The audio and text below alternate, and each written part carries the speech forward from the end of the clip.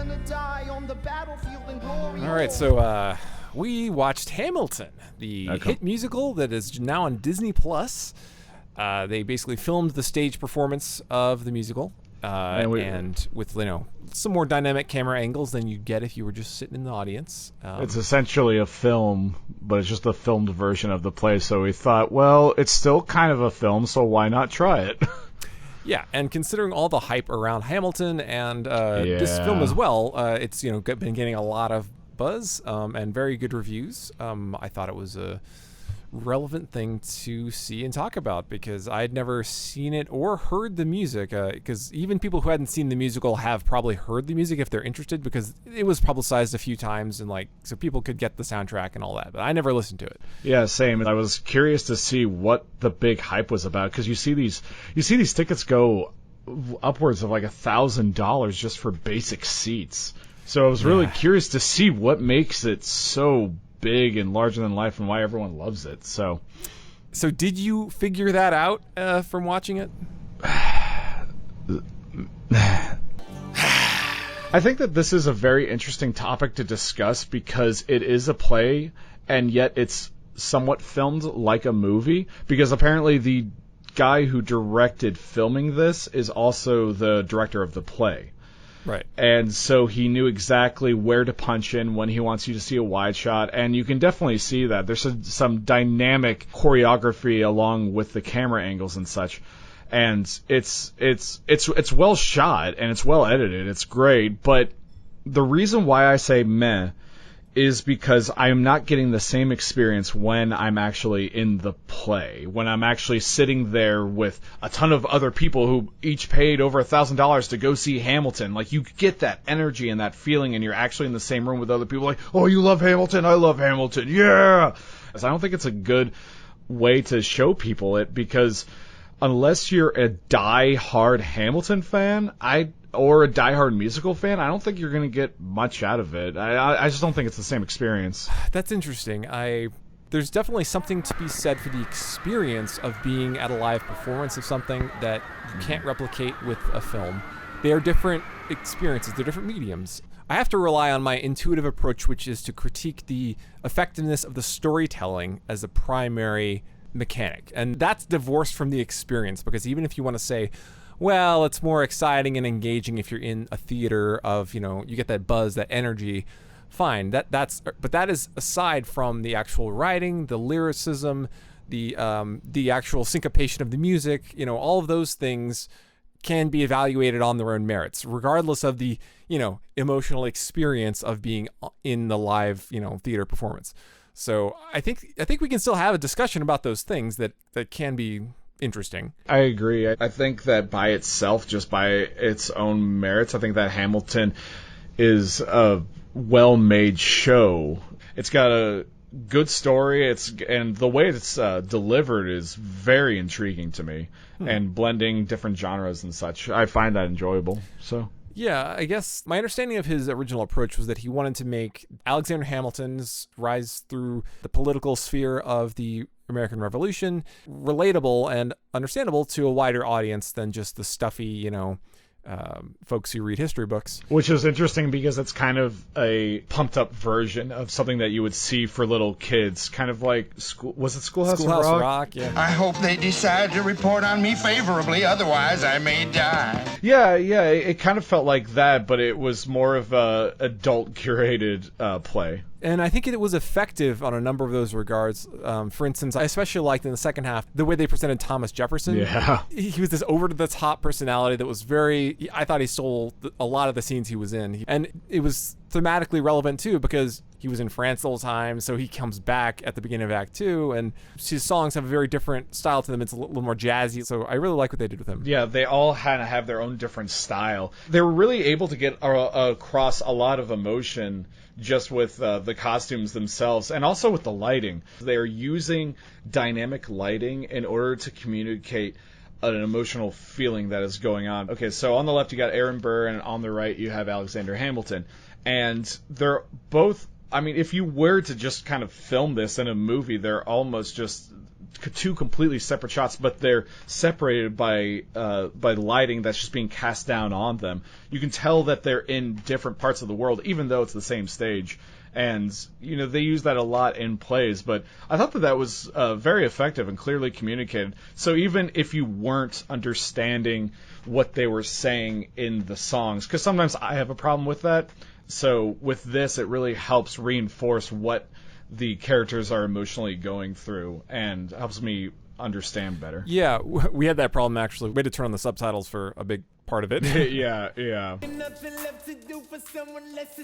They introduced this R&B and hip-hop and rap into a historical figure, and it kind of recontextualizes the entire story of Alexander Hamilton and brings it into a new light. And what's also curious is a lot of people don't like biographies or autobiographies because they're usually boring of people's lives. And what's curious about this is that it's actually fun and engaging, and you enjoy yourself watching it because they put a little flair, they put a little spin on it. It's more interesting, it's more engaging in that regard. Yeah, I agree that tone that they gave the musical helped the material a lot. And I would love to see more biographies and history-based stories done with that kind of flair, because that really does help liven it up. It gives it character, and like the movie Selma, it's not a bad movie, but personally I found it very boring. It documents like important events and all that, but just narratively and from a flavor standpoint, I got nothing out of it. And that is something that I experience with a lot of biographies and biopics. It's like, even if the core events are important and interesting and all that, I don't always get much out of it because narratively I find it uninteresting. So from a stylistic standpoint, I definitely think that adding things like that is a very good idea. But I guess narratively I struggled with particularly the first half of Hamilton. So the set of the play is one big warehouse looking set. And initially, I thought, wow, this is a really nice looking set. I wonder what the next set's going to look like. And then I quickly realized, well, wait, no, it looks nice because they're not going to change it. It's going to be the same set for the whole play. Oh, yeah. So the thing about the first half of the play is that everything we see is essentially taking place outside of the main events that are occurring. For instance, it's about the revolution, but we don't see battles. We don't see things happening. We see, for instance, Hamilton going to talk to Washington in his office about something that just happened, like the battle or whatever.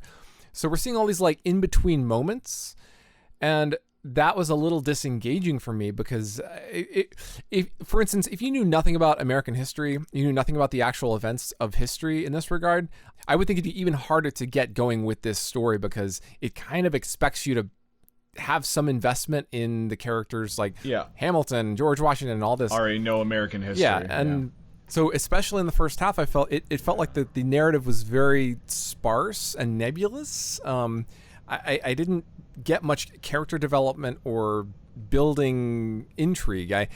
And the only character that had anything going on was Hamilton, and even he really strikes me normal, because that's how he struck me.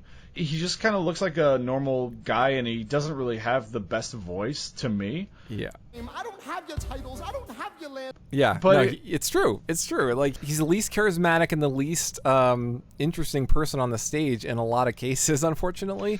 Right. Well, and also apparently he's the creator of the show. Yeah, he's the writer. Yeah, he's the creative guy behind everything. So he wrote all the music and all that. Which kind of brings me to a couple of points. The term Mary Sue is thrown around a lot. You hear it in Star Wars, oh, Rey's the Mary Sue because everyone likes her and she's good at everything.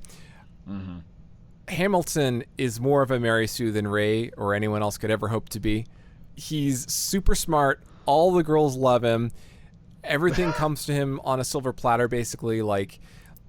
And to write in his flaw as being essentially he gets the hots for a lady who then he gets blackmailed over it. I mean, that's and then it portrays it in a tragic way. We're supposed to feel bad for him or something, but I was sitting there saying, wow, dude, you're dumb. What are you doing? He was too perfect and everyone liked him, and I didn't really buy into his character, I guess. for those reasons. Only 19, but my mind is older. These New York City streets get cold. I shoulder. I'm a percussionist, so I really enjoy interesting syncopation in rap. So, for instance, my favorite rap artist is Tech-9, and I think there's a lot of interesting musicality there. And the lyrics aren't always my draw. I'm always interested in the syncopation and the rhythms. Okay. And I think I liked about 20% of the songs in Hamilton. And yeah, not a lot of them were catchy. Yeah, like here, I can, this is at least half of the songs in Hamilton. Inside, he was longing for something to be a part of the. Tell him where you've been. Pray that hell of heaven lets you in. We'll fight for this land, but there's only one man who can give us a command. Practice law. I practice law. Burr work next door. That's literally half the songs in this musical. And that is so boring to me. So what you're saying is it just keeps on repeating the exact same cycle over and over again. Yeah, they're very samey, and the rhythms are just very dull and straightforward in general. But so while I can be a snob and say, well, that's boring, I think that actually is to the musical's benefit, because that is much more broadly appealing than more complicated rhythms. I mean, if people like it, it's fine. Yeah, it's just Sure. I just don't understand why it's that big. I just don't get it. So I can see a lot of like the rich white people that go see Broadway plays going, "Oh, this is lovely. It's a musical for the commoners," because it's in the common tongue. That just strikes me for some reason. If it actually does resonate with like young people, then that'd be great. Like if young people like this soundtrack, I guess I'm a little wrong in my perspective, because, like, for instance, I also hated, I didn't hate Hamilton, but I did hate The Greatest Showman. I thought the music in that was just terrible. That is the kind of music that the youths like, and I just don't. Every day, sir, entrust me with a command. And every day, no. It ain't no 1776, that's for sure. So 1776 was a musical from the late 60s, actually, which is all about, it's the main character there is John Adams, who is not really featured in this at all. There's several, of the other founding fathers that are working with him to get the Declaration of Independence signed. So it's a lot of the congressional stuff and the political wrangling, or what had to get done to get it signed and declared. In that, there's a good bit of dialogue where they're not singing. You have characters talking and such. But then the music itself is also, to me, communicates much more character in that. And it's not the style, it's the lyricism, and it's what the songs are about. One of the things that I didn't like about the Hamilton lyricism is there is no subtlety or really like beating around the bush. Everything is very explicit. Like, for example, the first song from 1776 is about John Adams. He's advocating for independency before everyone is just blowing him off, because he's just this loud, obnoxious guy who's, saying we need to be independent. The song is called Sit Down, John, and it's all about like telling him to shut up. Sit down, John. Sit down, John. For God's sake, John. Sit down. Sit down, John. Sit down, John. For God's sake, John. Sit down. It's also illustrating the ineffectiveness of Congress. So it shows the frustrations of both sides that it's going on. We get to see a little glimpse of other characters as well, and like it's a great foundational start for the movie, because we immediately like John Adams, and we see his struggle. We get a good glimpse of who he is, and just in a few minutes, we want to see how this is going to develop, because we see the problem, we see his idealistic struggles, and we want that to develop. But in Hamilton, it starts off with such a... The first song is called Alexander Hamilton, and it's all these little details about who he is. He's basically telling you all these things without showing you. How does a bastard, orphan, son of a whore, and a Scotsman dropped in the middle of a forgotten spot in the Caribbean, by providence impoverished and squalor, grow up to be a hero and a scholar? The $10 founded father without a father got a lot farther by working a lot harder, by being a... It's this abstracted Hamilton and cast members that are just singing details about Hamilton. That is representative of my narrative issue with Hamilton, is that it's not a story setting. It's just, okay, we have a song about these details about Hamilton, I guess. And they're not using the sets, I guess, to illustrate that point even further, or just doing anything else. They're just kind of, like you're saying, just right. saying it up front. Right. The parallel between 1776 and this is that the beginning of Hamilton shows us his efforts to start getting people on his side to foment revolution. But I barely knew who he was, and I barely knew what the struggle was. None of that was really illustrated. In 1776, it focuses very much on the Congress and Adams's struggles to get them on board. And it does that very effectively. We see, in that first song, we see that conflict. In this, we don't see a conflict. It is simply implied, oh, it's the American Revolution, audience. You know what that is, right? Yeah. And we don't really see anything else. We see him talking to Aaron Burr, and he talks to a couple of guys in a bar, and they're just kind of carousing a little bit, and like I don't really know who these people are or what their struggle is. It's not communicated, and that was a significant issue for me in the first half, especially of this play, narratively. Yeah. Now I'm the model of a modern major general, the venerated Virginian veteran, whose men are all lining up to put me up on a pedestal. I would suggest this film for people who are die-hard Broadway fanatics or someone who really enjoys Hamilton. I mean, obviously it's making money, so it's doing something right. I would be interested to see if my experience would have changed if I was actually there experiencing it, because then I might have been a little bit more engaged in what was going on. Because just seeing a play on my screen, I just don't. Just not for me. I agree. I thought it was pretty boring to watch. I think if if you hadn't seen or heard it, you might just give it a watch or start to watch it just to get a vibe for, what all fuss is about.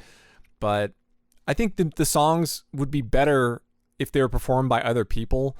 For example, there's one song called My Shot, which is like the third song or something. And I narratively didn't connect with it because I didn't feel the stakes were sufficiently built up for like me to feel invested in him missing his shot or something. But the song itself, the rap is so plain. And with that song specifically, you can compare it to, in the credits, the Roots did a version of that song, which is way better.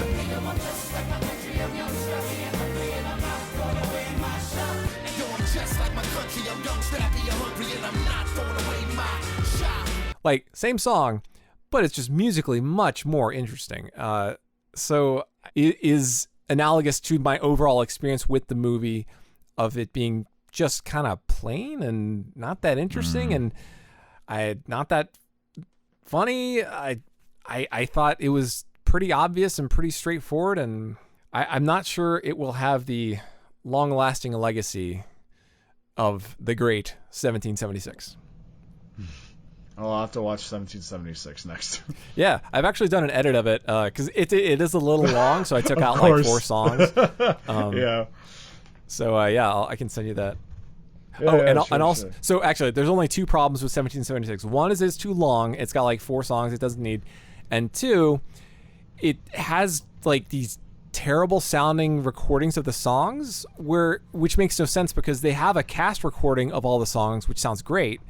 And it has like almost all the same singers, but the movie, like, it's like this 1970s movie, and it just has this like everything sounds kind of tinny and low quality and compressed. So by putting in the actual cast recordings into the movie, it sounds way better. So those are the only 2 problems with 1776, the film. Okay, all right. Well, I'm glad to hear that that editor man came to the rescue and took out all the unneeded songs. Yeah, I'd definitely like to check that out.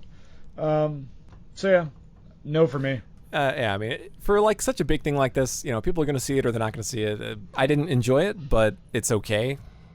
Maybe someone else will. Yeah, maybe you'll enjoy it more than I did. Most people enjoy more things than I did, I guess. So. No one ever made a difference by being like everyone else. I like it.